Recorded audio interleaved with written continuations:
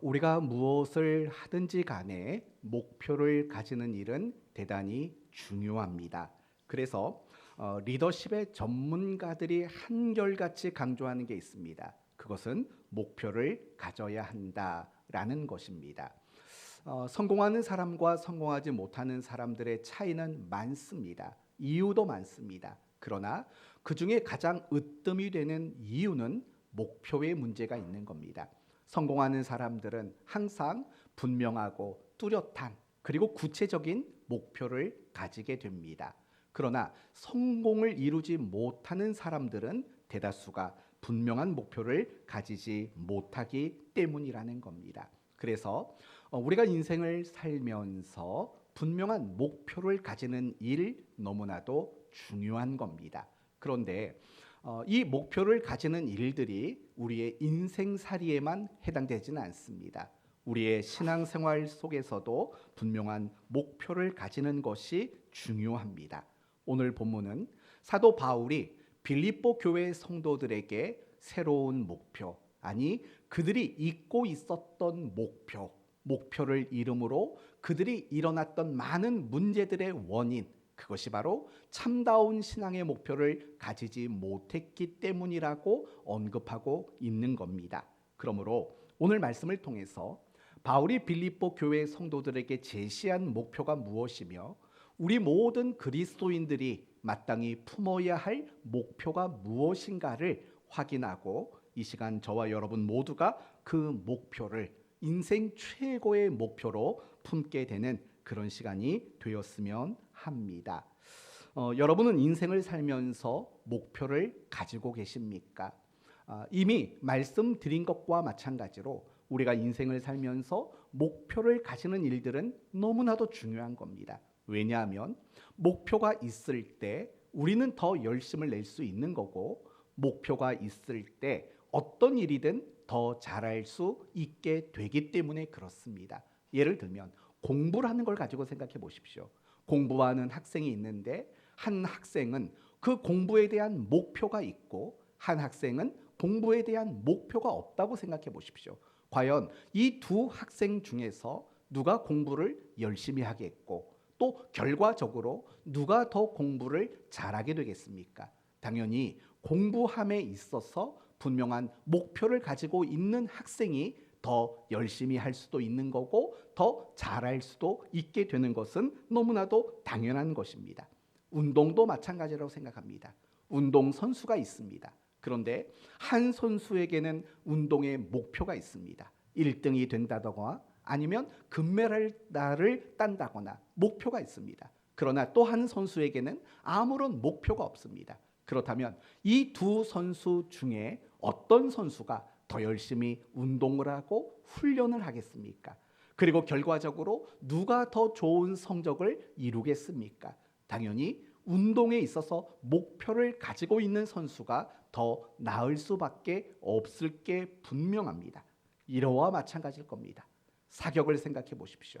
활을 쏘든 아니면 총을 쏘든 관역을 보고 쏘는 사람과 보지 않고 쏘는 사람 중에 누가 명중할 수 있는 확률이 높겠습니까? 당연히 관역을 보고 쏜 사람이 더 잘 쏠 수밖에 없는 것과 마찬가지입니다. 백수의 왕 사자를 아시지 않습니까? 사자는 하루에 20시간 가깝게 졸면서 생활을 한답니다. 그 맹수의 날카로운 눈빛이 없는 겁니다. 그런데 이 사자의 눈빛이 날카롭게 돌변할 때가 있습니다. 언제일까요? 무엇을 볼 때일까요? 먹잇감을 볼 때입니다. 그 먹잇감은 일종의 목표인 겁니다. 사자가 목표를 가질 때 그의 본연에 가지고 있었던 맹수의 눈빛을 나타낼 수 있게 되는 것과 마찬가지라는 겁니다. 이렇듯이 우리가 인생을 살아감에 있어서 목표를 가지는 일들은 너무나도 중요한 일일 수밖에 없습니다. 여러분, 늙는다는 게 뭘까요? 늙는다는 것. 우리는 보통 늙는다는 것을 의학적으로 이렇게 말합니다. 육체적인 노화, 정신적인 노화, 심리적인 노화가 이루어지는 것을 우리는 늙었다라고 생각을 합니다. 그러나 그렇지 않다고 생각합니다. 우리는 종종 나이가 많고 우리가 보기에는 늙은 분처럼 보이지만 참 젊은이처럼 살아가는 분들이 분명히 있지 않습니까? 백발이지만 주름은 갈수록 깊어지지만 허리는 좀 굽었지만 정말 젊은이처럼 살아가는 그런 분들을 우리는 종종 보게 됩니다. 제가 생각하는 늙음이란 이런 겁니다. 목표를 가지지 못하는 것, 또는 어떠한 목표를 가질 용기를 잃어버리는 것, 그게 바로 늙었다라는 말의 의미가 아닐까라고 생각합니다. 저는 많이 늙었습니다. 권사님들 입장에서는 참 젊은 목사가 별소리를 다 한다고 생각할지도 모릅니다. 하지만 제 딸에 비하면 저는 많이 늙었습니다. 무슨 뜻인지 아시겠습니까? 제 딸은 하고 싶은 게 많습니다. 목표가 많습니다. 나는 나중에 아이돌이 될 거예요. 나는 나중에 아이돌 패션 디자이너가 될 거예요. 저는 나중에 뭐가 될 거, 유튜버가 될 거고 뭐가 될 거예요. 끊임없이 자기가 되고 싶은 어떤 목표를 저한테 제시를 합니다. 물론 제 입장에서는 답답하죠. 얘가 도대체 제정신이 있는 애인가? 그런 답답한 마음도 들어요. 옛날에는 심지어 뭐가 되겠다고 했냐면 자기는 나중에 요정이 되겠답니다. 그런 것들을 어떻게 받아들일 수 있겠습니까? 그런데 가만히 생각해 보면 그거예요. 이 아이는 늘 끊임없는 어떤 목표를 가져요. 목표를. 아침에 눈을 뜨면 오늘은 뭐 해야지, 오늘 뭐 하고 놀아야지. 끊임없이 목표가 있어요. 그런데 저를 생각해 보니까 저에게는 목표가 별로 없어요. 그리고 때때로 제가 목표를 가지고 싶어서 어떤 목표를 가지려고 해도 그 목표가 사실은 용기가 나지 않을 때가 있어요. 그냥 조금 농담 반 진담 반으로 말한다면 40일 금식 한번 해봐야겠다라는 이런 마음이 가끔씩 들 때가 있어요.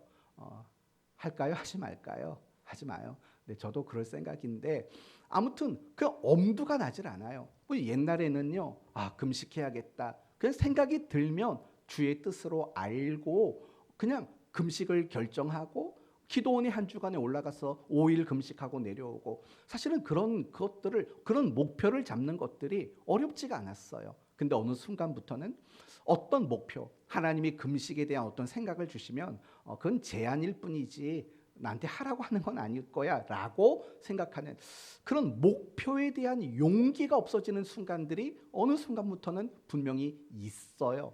저는 그런 게 늙었다고 생각하는 거예요. 여러분 중에요, 나이가 90이 되었던 80이 되었던 70이 되었던 끊임없이 내가 뭘 해보고 싶어하는 목표가 있다면요, 여러분은 절대로 늙지 않은 거예요. 그런데 20대고 나는 30대인데 아무것도 내가 해봐야겠다라는 어떤 목표가 생겨나지 않는다면요, 여러분은 이미 늙어가고 있는 거예요. 이처럼 우리가 인생을 살면서 어떤 목표를 가지는 일들은 너무나도 중요한 일일 수밖에 없어요. 그래서 여러분의 개인의 목표를 끊임없이 가지셔야 돼요. 여러분의 가정의 목표도 가지셔야 되고 여러분의 일터 안에서도 분명히 목표를 가지고 그렇게 살으셔야 돼요. 그래야 여러분은 더 열심히 있는 사람이 될 수 있는 거고 더 나은 사람이 될 수 있는 거예요. 신앙생활은 예외일까요? 그렇지 않습니다. 우리가 신앙생활하는 일에 있어서도 목표를 가지는 것은 우리의 인생과 마찬가지라고 저는 생각이 들어요. 신앙의 목표가 분명히 있을 때 우리는 신앙생활을 열심히 하게 되고, 신앙의 목표가 있을 때 우리는 어떤 어려움도 이겨내고 그걸 더 잘할 수 있는 그런 그리스도인이 될 수 있는 거예요. 몇몇 성경의 인물들을 가지고 이야기해 볼게요. 베드로를 한번 생각해 봅시다. 예수님은 최후의 만찬에서 제자들에게 이렇게 말합니다. 너희들은 오늘 나를 다 버리고 도망칠 거다라고 말을 해요. 그때 베드로가 했던 말이 뭐죠? 그 유명한 말.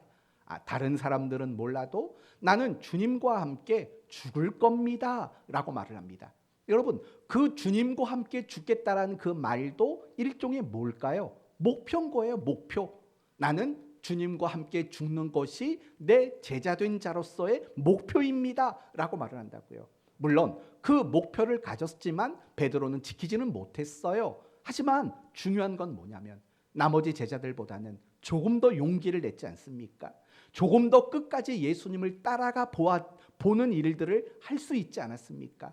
이 모든 일들이 어디에서 나왔습니까? 베드로가 가지고 있었던 나는 주와 함께 죽을 것입니다 라는 그 일종의 신앙의 목표를 가지는 것이 그 베드로로 하여금 조금 더 나은 제자의 모습을 갖도록 만들었던 원인이라는 거예요. 다니엘과 그 친구들을 보세요. 그들은 포로로 끌려갔어요. 그런데 그곳에서 정말 그들은 망해가는 나라에서보다 더 출세할 수 있는 기회를 붙잡게 됐어요. 왕에게 인정받고 그 나라 관료들에게 인정을 받아서 이제는 출세할 수 있는 길이 열렸어요. 그런데 이 다니엘과 그 세 명의 친구들은요, 신앙의 타협을 하지 않았어요. 차라리 내가 출세하지 못하더라도 나는 신앙의 타협을 하지 않겠다라고 이야기를 했다고요. 그렇다면 그들이 그렇게 할 수 있었던 이유가 뭐예요? 이런 거죠. 뜻을 정하여 음식으로 인해서 자기의 몸을 더럽히지 않겠다라는 신앙의 목표가 거기에 분명히 있었기 때문이라는 거예요. 신앙의 목표를 가졌을 때 그들은 하나님의 사람으로서 능력 있고 더 강한 자가 되어질 수 있었다라는 거예요. 사도 바울도 생각해 보십시오. 다메섹에서 예수님을 만난 이후로 한평생 변함없이 한결같이 주님과 주의 몸된 교회와 그리고 주님의 많은 성도들, 백성들, 그들을 위한 수고와 헌신을 아끼지 않는 그런 삶을 살았다고요. 어떻게 그게 가능했을까요? 그것은 바울에게도 분명한 목표가 있었기 때문이죠. 빌립보서 3장 12절 이하에 이런 말이 나와요. 내가 이미 얻었다 함도 아니요 온전히 이루었다 함도 아니라 오직 내가 그리스도 예수께 잡힌 바 된 그것을 잡으려고 쫓아가노라. 형제들아, 나는 아직 내가 잡은 줄로 여기지 아니하고 오직 한 일, 즉 뒤에 있는 것은 잊어버리고 앞에 있는 것을 잡으려고 무엇을 향하여?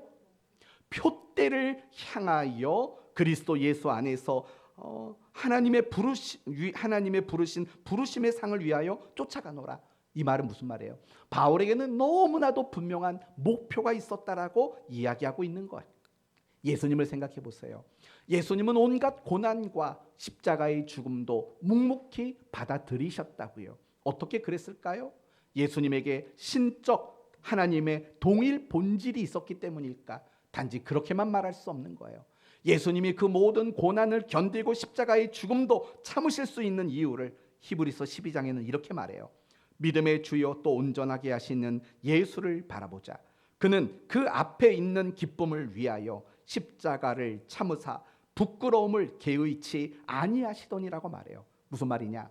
사람을 구원하고자 하는 그 분명한 목표, 그것이 채찍을 맞아도 견디게 하셨고 십자가에 못 박혀 고통당하는 그 죽음도 기꺼이 받아들이도록 만들었던 이유가 바로 그 목표가 있었기 때문이라고 말하는 거예요. 많은 순교자들이 기꺼이 자신의 목숨을 내놓을 수 있었던 이유가 뭐예요? 천국 소망이라는 목표가 그들에게 분명히 있었기 때문인 거예요. 이처럼 우리가 신앙생활을 할 때 이런 신앙의 목표를 가지는 일들은 너무 중요한 거예요. 그 목표의 여부에 따라서 더 열심도, 더 잘할 수도, 더 견고해질 수도 있기 때문인 거예요. 그러나 반대로 신앙의 목표를 잃어버리게 되면 열심이 식어지게 돼요. 그리고 더 잘 감당하지 못하게 될 수밖에 없어요. 몇 사람의 예를 들어보겠습니다. 엘리야를 생각해 보십시오. 엘리야는 어떤 사람입니까? 엘리야가 누굽니까? 라고 물으면 여러분은 뭐라고 대답하고 싶습니까?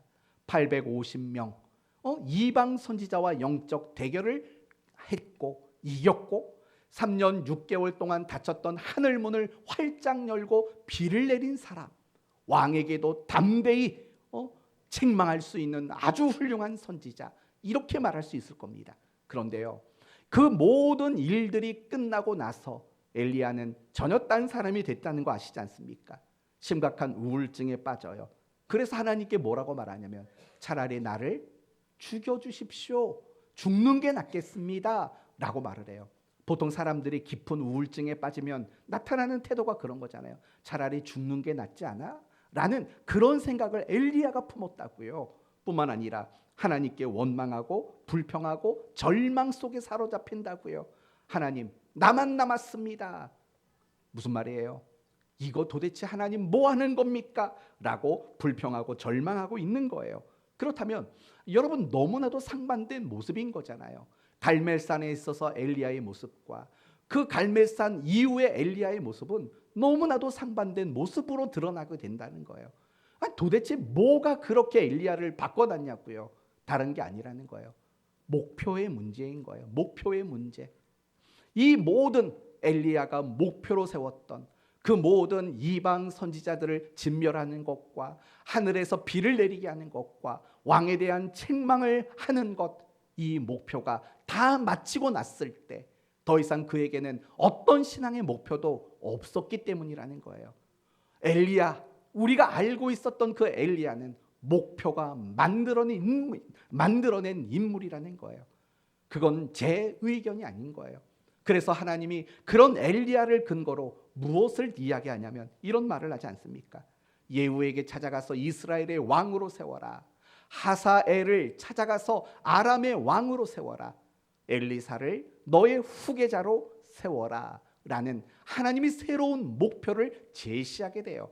그리고 놀랍게도요, 하나님이 그 목표를 제시하고 그 목표를 엘리야가 받아들였을 때 엘리야는 40주야를 달려갈 정도로 다시 기운이 넘치는 사람이 되고 만다고요. 아합과 이세벨이 무서워서 도망쳤던 엘리야가 당당히 그들 앞에 서는 일을 하게 된다고요. 결국은 달라진 건 아무것도 없어요. 갑자기 엘리야가 성격이 달라진 것도 아니고 갑자기 엘리야가 뭐가 잘못된 것도 아니에요. 갑자기 성령 충만을 받은 것도 아니에요. 그런 식의 개념이 아닌 거예요. 새로운 목표를 부여받았을 때 그는 새로운 사람이 될 수 있었던 거예요. 다윗이라는 사람도 마찬가지 아닙니까? 얼마나 신앙적으로 훌륭한 사람입니까? 훌륭한 왕입니까? 하나님 마음에 합한 자였고 모든 왕들을 평가하는 기준이 되는 사람이었어요. 법궤를 성전으로 옮겼던 사람이에요. 성전을 지으려고 모든 걸 다 준비해낸 사람이에요. 온 나라를 신앙으로 일으켜 세운 왕이 바로 다윗이라고요. 그런데 어느 날 낮잠을 자고 일어나서 목욕하는 여인을 보았고 그리고 음욕을 이기지 못하고 간음을 저질렀고 자신의 그 죄를 덮으려고 살인죄를 저질렀던 다윗 아닙니까? 왜 그렇게 전락했을까요? 당연히 그에게는 신앙의 어떠한 새로운 목표가 설정되지 않았기 때문이에요. 이런 거겠죠. 이 정도면 다 한 거지, 이 정도면 된 거지라는 그 마음에 그가 무너지고 말았다라는 거예요. 고린도 교회도 마찬가지죠. 고린도 교회는 현대 교회가 지향하는 가장 이상적인 조건을 가진 교회예요. 훌륭한 목회자가 있지요. 재정이 넘쳐나지요. 은사가 많지요. 끊임없이 부흥하지요. 성경 지식도 넘쳐나지요. 열심이 많지요. 그러나 그런 고린도 교회 안에 얼마나 많은 문제들이 있었냐고요. 분쟁, 다툼, 우상숭배, 음행, 말로 다 할 수 없는 죄악들이 그들에게 많았다고요. 왜 그랬을까요? 그들에게는 신앙의 목표가 없었기 때문이에요. 그래서 사도 바울이 여러분이 잘 알고 있는 유명한 말씀을 하죠. 그런즉, 혹시 그 다음 맞추실 수 있겠어요? 그런즉, 조금만 더 드려볼까요? 그런즉 너희가, 그쵸? 먹든지 마시든지 무엇을 하든지 하나님 영광을 위하여 하라라고 분명한 목표를 제시하고 있다는 것을 주목해야 돼요. 빌립보 교회도 마찬가지인 거예요. 빌립보 교회는 굉장히 우리가 관찰해 볼 만한 교회예요. 왜냐하면 유럽에 세워진 최초의 교회였거든요. 뿐만 아니라 특이하게도 이 빌립보 교회는 여성 리더십이 통하는 교회였어요. 여러분, 2000년 전을 생각해 봐요. 2000년 전인데 이 교회 신앙 공동체 안에서 여성의 리더십이 발휘가 될 수 있다라는 거, 여러분 그게 쉽게 이해가 되십니까? 이해가 되질 않습니다. 예를 들면 오늘날 생각해 보세요. 뭐 다른 교단은 여자 장로, 여자 목사 뭐 이런 것들이 많이 다 허용이 된 지 이미 오래됐지 않습니까? 그런데 우리 교단, 예장 합동 측 교단에서는 아직까지 여자 장로를 허용하지 않습니다. 그거는 우리가 아직까지는 인정하지 못하겠다고 말하고 있습니다. 요즘 이 시대가 어떤 시대입니까? 그런데 이런 시대에도 아직 교회 안에는 장로와 여자 목사가 세워질 수 없다고 여전히 우리 교단은 주장을 하고 있는 거예요. 물론 언젠가는 그런 주장들이 분명히 허물어지고 바뀌어질 날이 올 게 분명해요. 그런데 중요한 것은 2000년 전을 한번 생각해 보시라고요. 2000년 전에 여성 리더십이 발휘가 될 수 있다라는 거, 그게 과연 쉬운 일이라고 여러분은 생각하십니까? 쉬운 일이 아닌 거죠. 그럼에도 불구하고 빌립보 교회에서는 유오디아와 순두계라는 이 여성 리더십이 발휘가 되고 그것이 효과를 나타내는 그런 교회였다라는 거예요. 그런데 결국에는 이 두 명의 여성 리더들을 통해서 교회가 갈등과 다툼과 분쟁에 휩싸여서 온갖 어려움을 겪게 되는 거죠. 그때 바울이 제시하는 이야기가 뭐냐? 바로 9절에서 11절을 보시면, 내가 기도하노라 너희 사랑을 지식과 모든 총명으로 점점 더 풍성하게 하사 너희로 지극히 선한 것을 분별하며 또 진실하여 허물이 없이 그리스도의 날까지 이르고 예수 그리스도로 말미암아 의의 열매가 가득하여 하나님의 영광과 찬송이 되기를 원하노라 라고 말을 하는 거예요. 뭐죠? 이건 단지 바울이 빌립보 교회를 향해서 이런 기도를 한다라고 말하는 게 아니에요. 뭐냐면 그들에게 신앙의 목표를 제시하고 있다라는 걸 우리는 기억해야 된다라는 거예요. 이렇듯이 우리가 신앙의 목표를 가지는 것과 가지지 못하는 것은 결과적으로 너무 큰 차이를 만들 수밖에 없다라는 거예요. 여러분 자신도 마찬가지인 거예요. 신앙에 열심이 생기지 않는다면 원인은 은혜를 받지 못해서가 아니에요. 그것은 목표가 없기 때문이에요. 여러분이 신앙생활 속에서 재미가 없다고 느껴지신다면 그건 여러분이 교회 안에서 좋은 관계가 아니기 때문이 아니에요. 목표가 없기 때문이에요.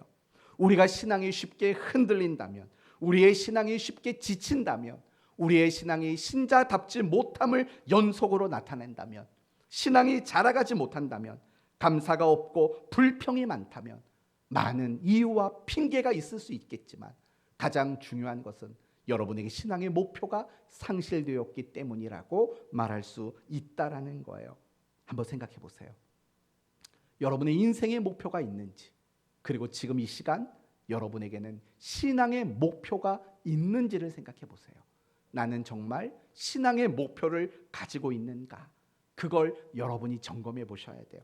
그리고 여러분에게 정말 바라는 것은 여러분이 신앙생활을 하는 가운데 여러분은 신앙의 목표를 놓치는 일이 없도록 늘 노력하셔야 돼요. 하다못해 내가 성경을 얼마나 읽겠다, 내가 기도를 얼마나 하겠다, 내가 뭘 어떻게 신앙생활하겠다, 하루의 목표, 한 주간의 목표, 한 달의 목표, 이런 평생 동안 여러분이 신앙의 목표를 가지는 일, 그것이 여러분에게 요구되고 있다는 걸 기억하셔야 돼요. 그럴 때 여러분은 신앙의 열심도, 그리고 여러분의 신앙이 성장하는 것들도 여러분은 경험할 수 있게 되는 거예요. 그러면 이제 본론으로 들어가 보도록 합시다. 그렇다면 지금 사도 바울이 빌립보 교회 성도들에게 제시한 신앙의 목표는 뭘까요? 그리고 하나님이 이 시간 우리 모두에게 제시하시는 신앙의 목표는 무엇일까요? 다시 한번 9절 11절까지의 말씀을 한번 보세요. 신앙의 목표라는 관점으로, 주제로 이걸 한번 보세요. 9절, 내가 기도하노라 너희 사랑을 지식과 모든 총명으로 점점 더 풍성하게 하사. 가볍게 보면은 그들의 사랑이 더 풍성해지는 것이 목표라고 말하는 것 같아요. 또 10절, 너희로 지극히 선한 것을 분별하여. 이게 또 목표로 제시되는 거죠. 진실하여 허물 없이 그리스도 날까지 이르고. 선한 것을 분별하고 진실한 자가 되는 거, 이걸 목표로 제시하는 거예요. 그 다음에 11절, 예수 그리스도로 말미암아 의의 열매가 가득해져라 라고 말을 해요. 이것도 목표로 제시되는 거예요. 근데 궁극적으로 바울이 제시하는 가장 신앙의 목표는 이제 마지막에 나와요. 뭐라고 나와요? 하나님의 영광과 찬송이 되기를 원하노라. 이게 바로 바울의 기도 제목의 핵심이고 바울이 빌립보 교회 성도들에게 제시하는 신앙의 목표라는 거예요. 하나님의 영광과 찬송이 되어라 라고 말을 하는 거예요. 그러면 여러분, 하나님의 영광과 찬송이 되어진다는 말은 무슨 말이에요? 우리 식대로 쉽게 바꿔서 말하면 이런 뜻인 거예요. 하나님을 기쁘시게 하는 자가 되라 라는 말인 거예요.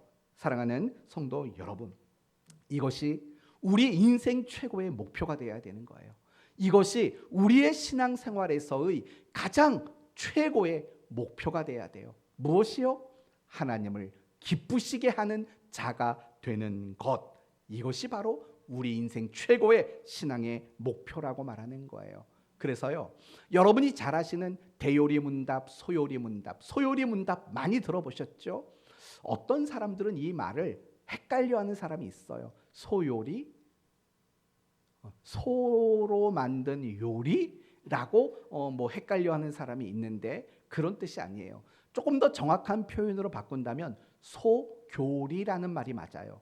또는 대요리가 아니라 대교리라고 말을 하면 돼요. 그러니까 이 말은 무슨 말이냐면 많은 신학자와 많은 장로들이 모여서 의논을 한 거예요.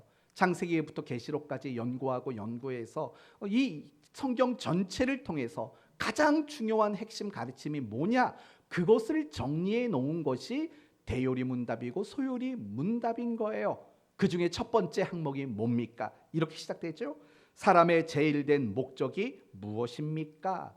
사람의 제일된 목적, 다시 말한다면 사람이, 아니 그리스도인이 인생을 살면서 품어야 되는 가장 큰 목표는 뭡니까? 라는 거예요.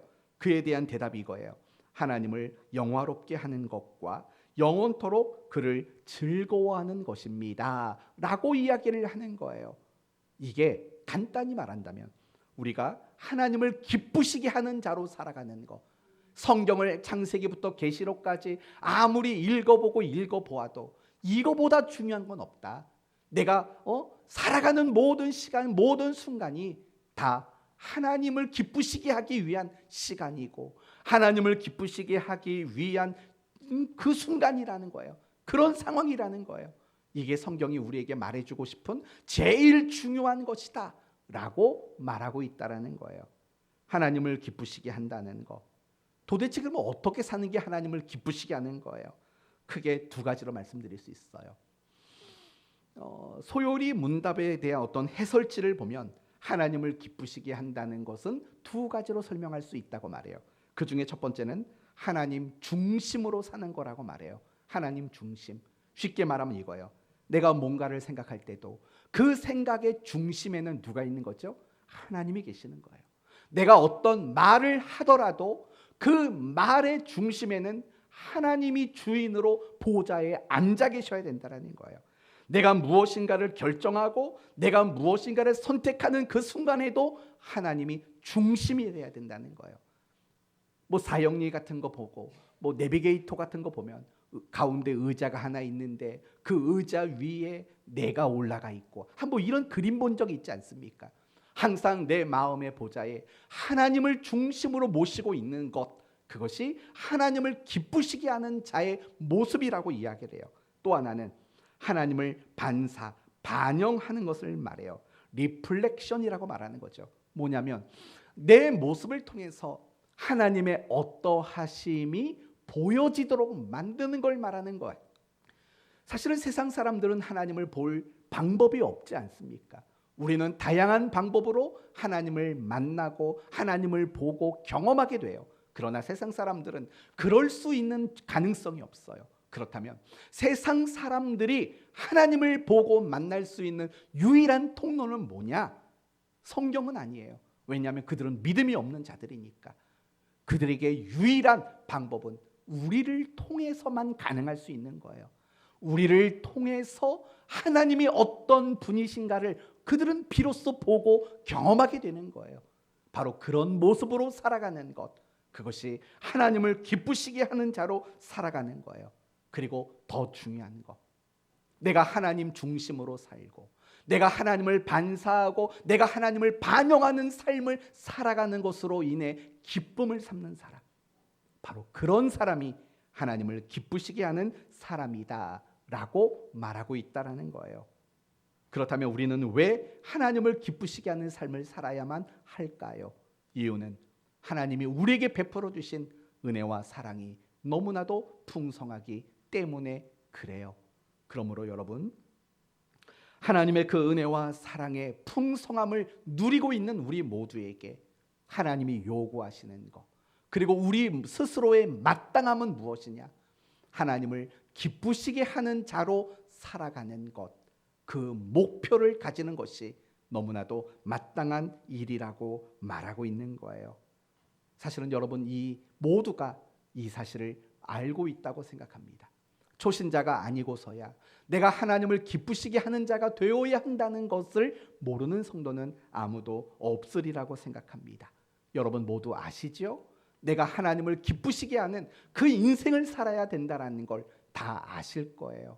그런데요, 실제로는 하나님을 기쁘시게 하는 삶을 외면하고 놓치고 그렇게 살아가는 우리의 모습일 때가 얼마나 많은지 몰라요.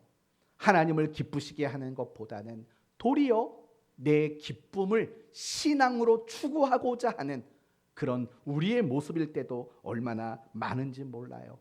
그러면 여러분에게 정말 도전하는 마음으로 진지하게 질문을 드려봅니다.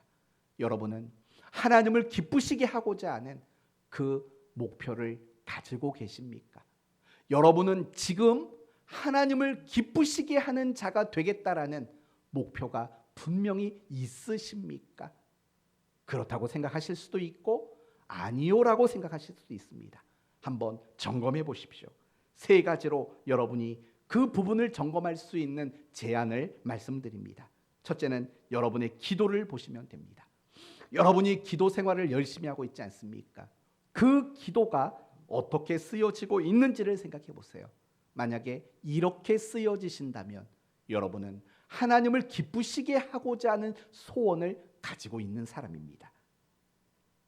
하나님 뜻이 무엇입니까? 이것이 여러분의 기도가 쓰여지는 주된 용도라면 맞습니다.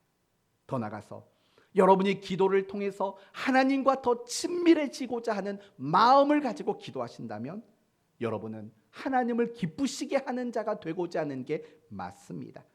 더 나아가서 기도를 통해서 여러분이 하나님 앞에 나를 복종시키고 하나님 앞에 나를 항복시키시는데 여러분의 기도가 쓰여지신다면 여러분은 하나님을 기쁘시게 하는 자로 살고 있는 게 맞는 겁니다.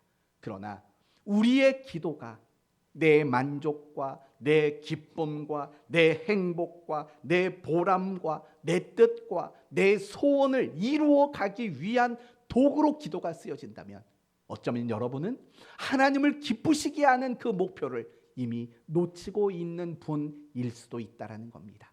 기도로 여러분의 목표가 무엇인가를 생각해 보셔야 돼요. 여러분의 신앙의 목표가 내 기쁨인지 하나님의 기쁨인지 한번 잘 점검해 보셔야 돼요. 두 번째는요, 여러분이 신앙생활하면서 어떤 일로 마음이 괴로운가를 생각해 보셔야 돼요. 여러분이 신앙생활할 때 내 마음이 언제 흔들리고 내 신앙이 언제 괴로움을 느끼는가를 생각해 보면 돼요. 만약에 여러분이 이런 일로 신앙의 괴로움을 느끼신다면 하나님을 기쁘시게 하는 목표를 가지고 있는 거예요. 이런 거죠. 나는 더 거룩해야 되는데 나는 왜 거룩하지 못할까? 나는 하나님께 더 많이 쓰임받고 싶은데 나는 왜 쓰임받지 못할까? 나는 원수까지 사랑하라고 하셨는데 나는 형제 자매도 왜 사랑을 제대로 못할까? 죄의 유혹 앞에 나는 왜 갈등조차 하지 않고 쉽게 넘어가고 무너져 버리는가? 만약에 이런 것들 때문에 여러분이 신앙의 고통을 느끼신다면 여러분은 하나님을 기쁘시게 하는 자로 살고 있는 게 맞습니다. 그러나 반대로 왜 하나님 맨날 나에게는 고난만 줍니까? 왜 자꾸 실패하게 만들고 왜 나를 자꾸 억울하게 만드십니까?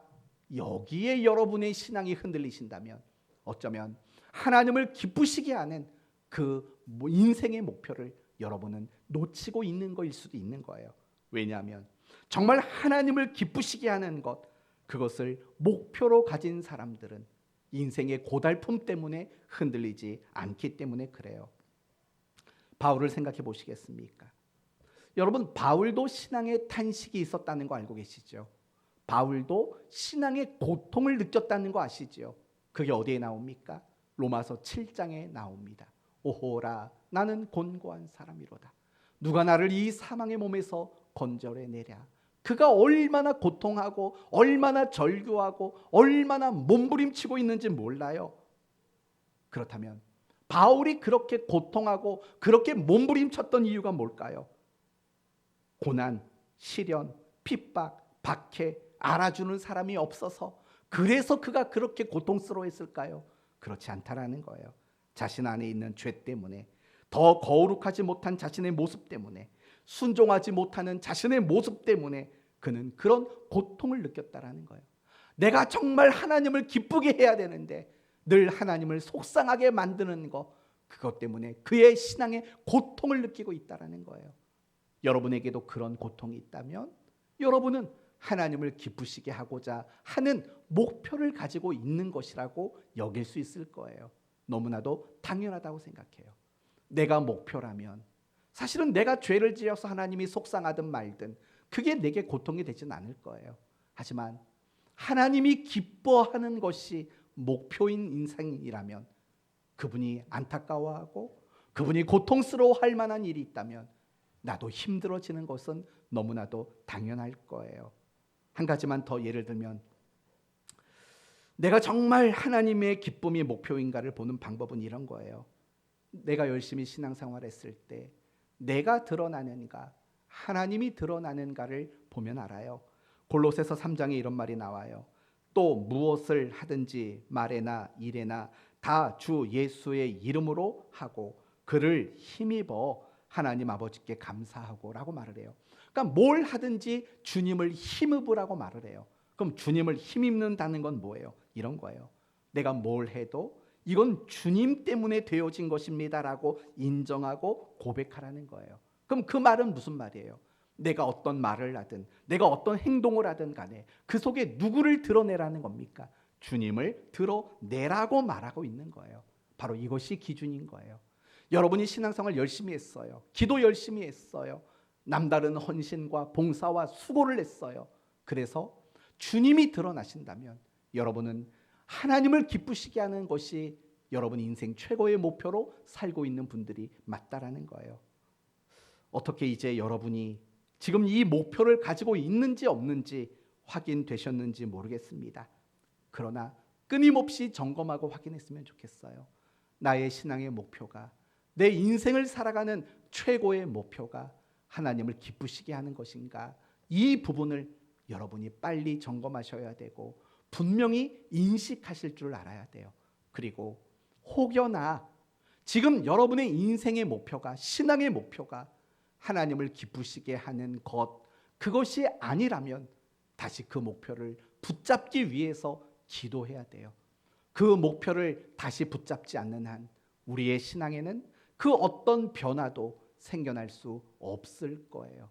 그리고 지금보다 더 나은 그리스도인의 모습으로 우리가 변화되고 성장하는 일들도 일어나지 않을 거예요. 사람의 제일된 목적이 뭡니까? 영원토록 그분을 즐거워하는 거예요. 하나님을 기쁘시게 하며 살아가는 소원을 품는 거예요.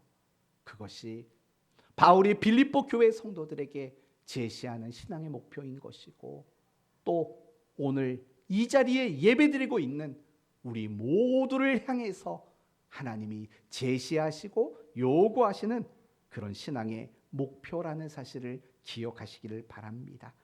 은혜와 사랑을 받은 자로서 이 목표, 하나님을 기쁘시게 하는 자가 되겠다라는 이 목표 모두가 품을 수 있게 되기를 바랍니다. 그럴 때 여러분에게는 이런 일들이 일어나게 될 거예요. 어떤 일이 일어났으면 좋겠습니까? 내가 하나님을 기쁘시게 하는 삶을 살 때 어떤 일 일어났으면 좋겠어요? 병이 고쳐졌으면 좋겠어요? 아니면 부자가 됐으면 좋겠어요? 아니면 여러분이 하고자 하는 일들이 다 잘 됐으면 좋겠어요? 그거는 모르겠어요. 하지만 제가 분명히 아는 것은 이거예요. 여러분 안에 멈추지 않는 기쁨, 여러분 안에 샘솟는 기쁨, 여러분 안에 강물처럼 흐르는 그 기쁨을 여러분은 경험할 수 있게 되는 거예요. 이것은 내가 하나님을 기쁘시게 하는 자가 되는 것과 아주 비례가 된다고 저는 생각해요. 내 삶에 기쁨이 없을까? 어쩌면 그것은 내가 하나님을 기쁘시게 하는 자로 살아가는 일들을 놓치고 있기 때문은 아닌가를 생각해 보셔야 돼요. 이미 여러분에게 말씀드렸지만 바울은 다메섹 이후에 한평생 한결같이 주의 몸된 교회와 성도들을 섬기는 일, 그리고 그것으로 인해서 온갖 고난과 시련과 핍박과 박해를 당했다라고 말씀을 드렸어요. 그런데요, 그럼에도 불구하고 한결같이 그렇게 잘 감당할 수 있었던 이유는 바로 그에게 상상할 수 없는 기쁨이 있었기 때문이에요. 우리가 바울 서신을 읽다 보면은요, 바울이 얼마나 기쁨의 사람이었는가를 알게 돼요. 고린도후서 7장을 보면 내가 우리의 모든 환난 가운데에서도 위로가 가득하고 기쁨이 넘치는도다. 빌립보서 4장 4절에 성도들이 이렇게 말하죠. 주 안에서 항상 기뻐하라. 내가 다시 말하노니 기뻐하라. 기쁨이 없는 사람이 이런 말을 할 수 있겠습니까? 데살로니가 전서 5장 16절에는 항상 기뻐하라 라고 말을 하고 있는 거예요. 바울은 기쁨의 사람이었던 거예요. 그렇다면 여러분, 이런 기쁨은 도대체 어디에서 왔을까요?